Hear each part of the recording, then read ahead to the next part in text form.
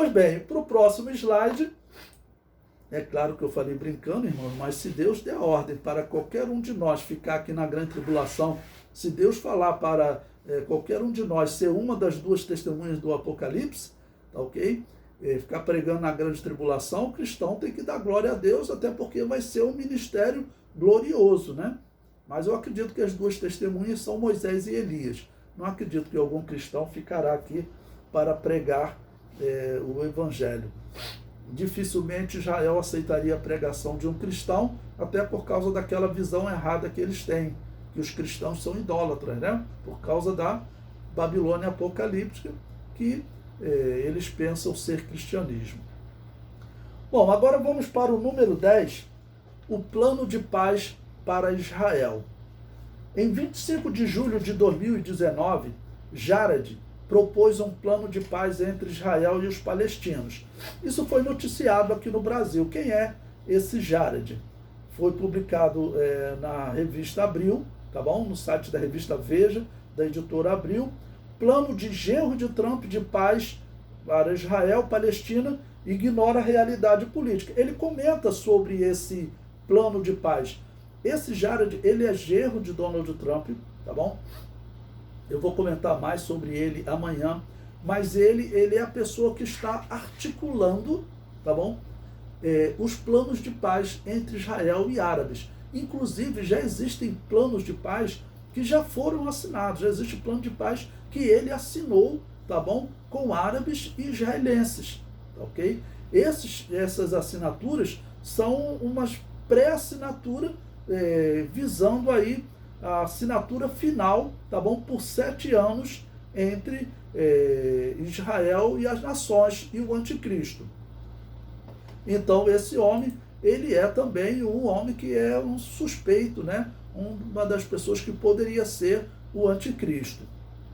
O próximo slide diz: segundo a profecia bíblica, Israel fará uma aliança com o anticristo, que Isaías chama de aliança com o inferno, ou aliança com a morte.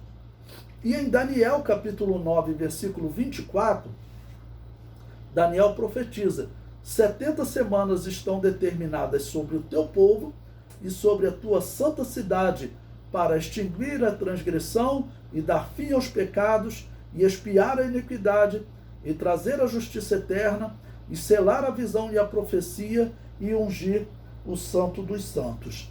E Daniel 9:25, que diz: sabe e entende, desde a saída da ordem para restaurar e para edificar Jerusalém, até o Messias, o príncipe, 7 semanas e 62 semanas.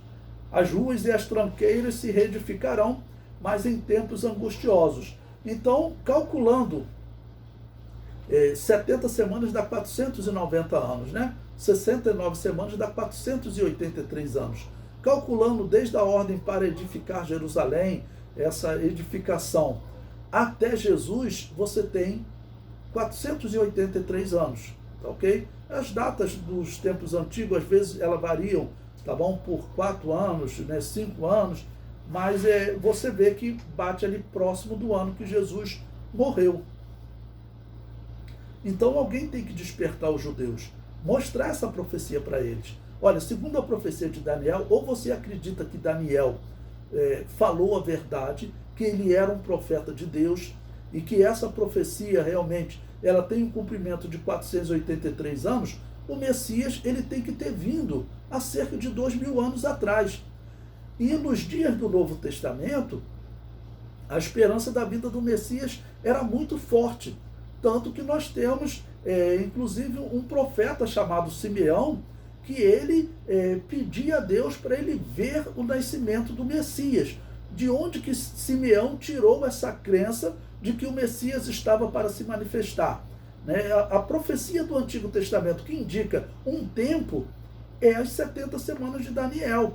Então, é uma hipótese que eu estou colocando, né? Mas talvez o profeta Simeão, tá ok? Ele olhava também para essa profecia e foi revelado por Deus para aquele dia ir no templo, e lá ele encontrou o Messias e o apresentou a Deus. Tá bom? Então, esse plano de paz para Israel, todo esse trabalho que está sendo feito, são sinais né, que a igreja tem que estar atenta, porque nós não estaremos aqui na terra quando esse pacto estiver sendo assinado. A igreja está sendo tirada.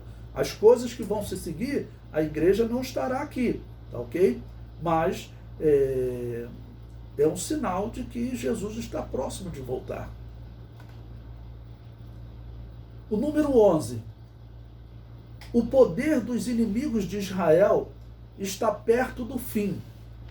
Eu comento, a riqueza de muitos inimigos de Israel está no petróleo. Essa riqueza está com os dias contados.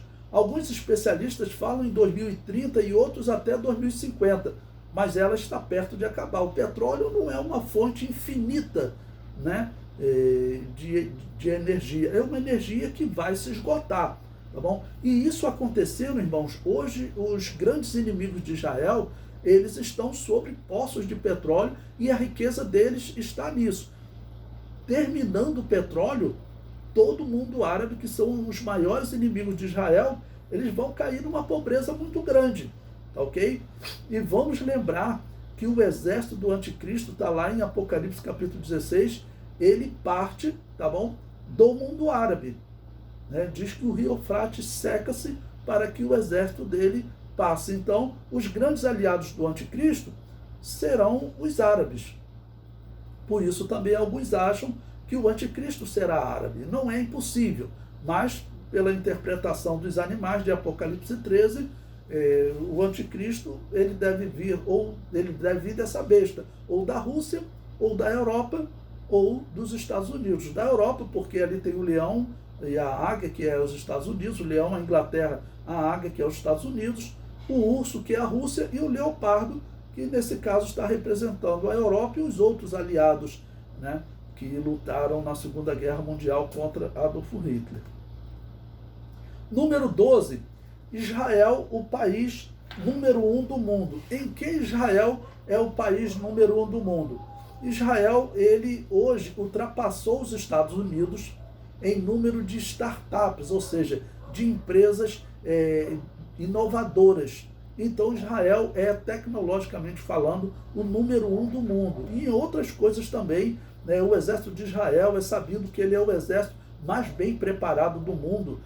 Na época que houve o ataque às Torres Gêmeas, os israelitas ainda falaram, isso daí nunca aconteceria aqui em Israel. Porque Israel, como ele vive cercado de inimigos, tá bom? Eles pensam em todo tipo de ataque que eles podem sofrer. Então, os pilotos dos aviões, né, israelenses, né, eles entram na cabine, a cabine ela é travada por dentro, ninguém entra na cabine, tá ok? E depois entra a população, né, a tripulação e os passageiros. Depois, quando pousa o avião, descem todos os passageiros, tripulação, tudo, aí o piloto abre, tá certo? E sai da cabine. Então, o ataque às Torres Gêmeas nunca aconteceria em Israel, ok? Então, Israel é um país muito prevenido, tá bom? E tecnologicamente, eles buscam inovações atrás de inovações, tá ok? Para exatamente conseguir resistir a todo tipo de ataque. O próximo tópico, o tópico 13, os Estados Unidos, a ONU e Israel. Eu coloquei o comentário, se os Estados Unidos retirar o seu voto contra a punição a Israel, o Conselho da ONU já tem aprovado diversas resoluções, né, contra Israel. Bom, então, o que significa isso? Israel vem tendo diversos julgamentos na ONU, Israel tem diversas condenações. Por que Israel ainda não foi, por exemplo, punido, tá ok? Por que o mundo árabe não conseguiu uma justificativa para atacar Israel? Porque na ONU, um dos países de maior peso, se não o de maior peso na ONU, é os Estados Unidos, tá bom? E os Estados Unidos sempre foram amigos de Israel. Ou seja, a águia sempre foi amiga de Israel. Porque, bom, se for verdadeira essa hipótese que eu coloco dos Estados Unidos ser o local onde vai surgir o anticristo,